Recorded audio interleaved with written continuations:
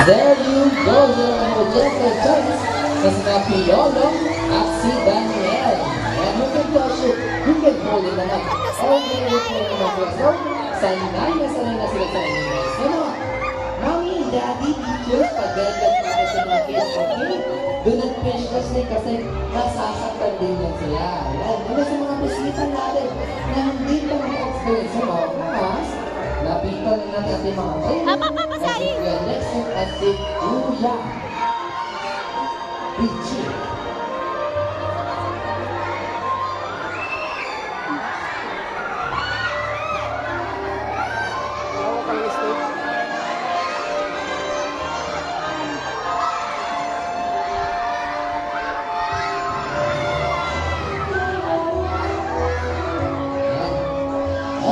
Don't worry guys, later after the show, you will have some time with our animal ambassador. Okay, now, thank you so much, Kuya, for finally Piolo and Daniel. Now, before we meet Piolo and Daniel, we need two adult guests.